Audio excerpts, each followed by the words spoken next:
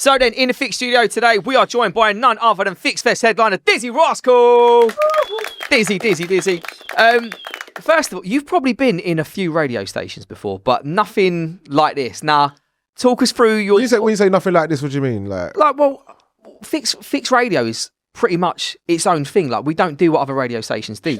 We are for tradespeople. Go on. Yeah. Have you ever been into a radio station with a drill on board or, some hard hats knocking about? Nah. What do you think? In that sense, yeah. Okay, I've never been to the radio station what do with you a bunch think? of hard It's hats. cool, isn't it? I like the fixed radio, what are they called again? Containers. Containers, yeah. Container things. Where we go? Yeah, we believe you, Dizzee. We believe you. I like the skateboards. Yeah? Yeah. Well, give us a trick. No, I'm joking. Please don't. We're not insured for that, Dizzee. We're not insured for that. I'll just do a simple skateboard where you jump on the thing. An ollie? I know he's looking at me. Yeah. Okay. Yes, Dizzee! Well done. Well, yeah. You are the main headline act for FixFest. Now, you're no stranger to performing massive crowds, intimate crowds, but have you ever performed strictly for tradespeople before? No. What are we going to be expecting from Dizzee Rascal at FixFest, like in terms all of it, old and everything? But energy, it's energy. We're probably not going to hear nothing too slow. Yeah, we're not going to have too much reflective moments. Yeah. Have we got anything new coming out, or so I'll do a few new bits as well, stuff that I'm releasing in the next few months. Anything you can tell us? Strict embargo? No, it's not a strict embargo. I've got a song with Sigma coming out, nice, real soon. Yeah, wicked. Another song with another guy called Tajamo. Yeah, big German DJ. Yeah. A big house. Come on. Face in the face. Yeah, exactly. Yeah, man. So obviously, at Fix Radio, we're all about the trades. Whether it's builders, plumbers, electricians. A lot of our listeners, they're in the trades, but they also do their own stuff. They do a bit of DIY. What are you like with DIY, Dizzee? I'll tell you. So in the pandemic here, I was about to have my first child. Yeah, was my daughter, and for some reason I felt like I needed to learn to do stuff. So I did a course. Over in Dartford. What did you do at the college? No, there's a thing. Do you remember what it's called? What was the course in though? I did plastering. I got a certificate and everything, man. Skills for careers, EM training solutions, Able Skills, Able Skills. Able Skills. Big up Able Skills. That's it. And I wanted to do them justice because it was wicked. It was like I actually enjoyed it. I got stuck in. You get your own people learning to do everything. It was proper, man. So like.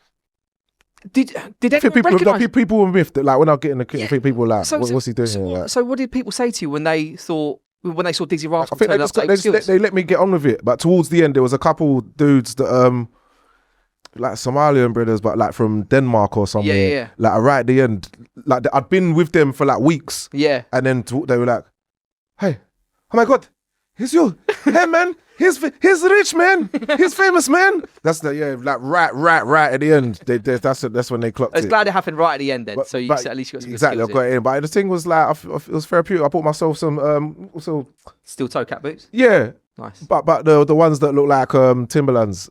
Try to style it, you know what I mean? The good ones. Yeah. One of the biggest albums, whenever we talk about Dizzee Rascal, we always talk about Boy in the Corner.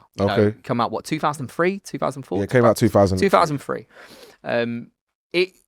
Did you know at the time that this was going to be one of them albums that just sticks in that British music landscape? Whenever you think of British music and grime in general, Dizzee Rascal, Boy in the Corner. Nah, there ain't really no way I could have. It's my first album. I just wanted to make what I thought an album should sound like.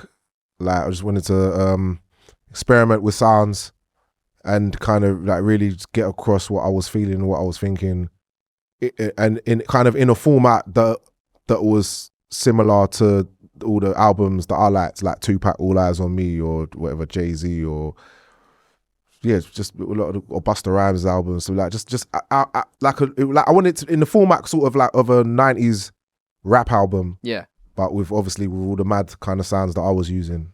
Because did you start off as a DJ first? Your first introduction to music was jungle. Yeah. So tell me about that transition from being like a jungle enthusiast DJ into actually putting a pen to paper, releasing Boy in the Corner, and then winning all these accolades. as an 18-year-old, and then I think 19, was it a Mercury Prize, something like that? I thought I won at 18. That's 18. That's a young age to have all of this on you. When I was around 14, 15, so I used to buy records from DJ Target, who lived down the estate, on my estate. And my obsession with it started by listening to pirate radio. So like I've been on radio stations since I was like 14, 15 or whatever.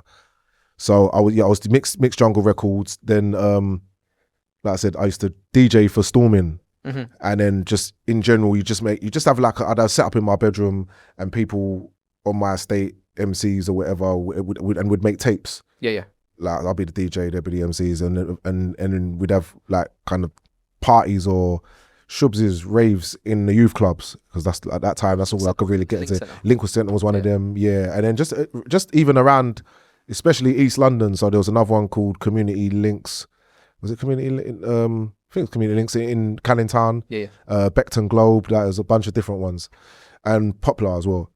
So then eventually I liked the reaction the MCs were getting, and then Garage came along, and I couldn't really keep up with the record buying, because like as Garage kind of took over, got more popular.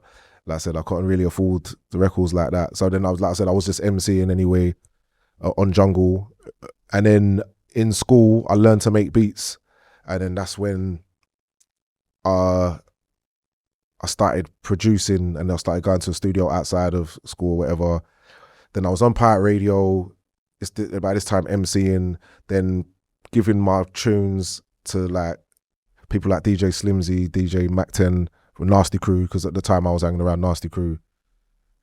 And eventually one of the tunes that I made, which was like maybe the third or fourth one, was I Love You. And that I was in college. I just dropped out of college. Yeah. And within like a month or something, I made that. And within that year, that's when everything kind of took off, because that tune blew up on the underground, on all the pirates and all that. It's still a huge tune. It goes off, man. That's a lot of pressure, at that time in your life, releasing that music. What advice could you give to, 18-year-olds, 19-year-olds out there that want to pursue anything really, like in their... I'd say start now. That's the one thing, because I can't speak for everyone, but for me, starting young was like I'm thankful for that. You got all the energy. You got the energies when you're most like about it. When you're older, you kind of mellow out and think things through. Like when you're young, you can bash your head. You can go through. I went through all sorts when I was younger, and got through it. Yeah. So I'd say start now, man. If you got that hunger, you got that drive. Don't let no one tell you that you can't do it. Just shut your mouth and just do it. Don't tell no one your plans. Like everything, that's it. Crack on, and everything will fall into place. Like just believe. When you perform at FixFest, whether you are my age, mid-30s, or maybe 18, 22, we are all going to know a Dizzee Rascal tune. Right. Fix Up, Look Sharp, Stand Up Tall, Bonkers. Baseline Junkie, like some of these like huge tracks. Fix Up, Look Sharp. Look at that, Fix Radio, Fix Up, Look Sharp. There you go. Yeah. There's a few tradies that like to think they're MCs. Now, in your opinion, right, if we were to say who's the best MC on site, what type of trade are we talking? Like, do we say builders are killing it, or do you think plumbers? Do you think they're good at? I feel like a lot of people could just MC. You see, like a lot of people might have been good at football, but then chose just a different path, but they can still play football. It's the same with MCing. So people that I would have grown up with, they would have been like, obviously weren't Alu MC. Even the class of MCs that everyone knows, but like me, like D Double, like a Wiley, like just that whole generation. There was others who were MC'd at a time that might have just went off and got jobs, because they didn't see how far or see a future in the grime scene going where it was gonna go, and eventually had to choose a trade on that, but could still MC. Well, did you have a backup plan, or was it always going to be I've got to make this work? No, I just considered doing a trade, or you didn't consider doing any other job? Never. I've never done nothing. I did work experience at Topshop, and I guess I got sacked. You guess you got sacked? I don't know for sure. I did it for a week, came back, and they just wouldn't let me back in. Really? So I don't know if I was officially sacked or just, I don't know. I never really got an explanation for that. Yeah, it's in Surrey Quays. Surrey Quays. Yeah. I'm not sure if you know this, but when you released Dirty Disco in 2010, Scouting for Girls, who are also on the lineup at FixFest. Okay. They had a number one. Right. With, I think it's called This Ain't a Love Song. Now, that time of music, right? So not initially from when you're first starting out, you've got your feet in the music scene, you're releasing incredible music. Why was that time in music so good? Like the 2010s, 2009, all of these great tunes. Money. Yeah. No, go on. Why was it so good? Because when you sold records, it was still the time when you still sold records. I feel it was like maybe downloading was coming in, but it wasn't all streaming. You weren't getting a .3 of a penny for a tune or no. Well, if you was independent like I was at that time, like you got proper money. Have you ever sat back and thought about your career, like, and think you have lived probably one of the best lives ever? Like, if you really think you're coming through, you're doing what you want to do from a very young age. You're working with Calvin Harris. You're working with Shakira.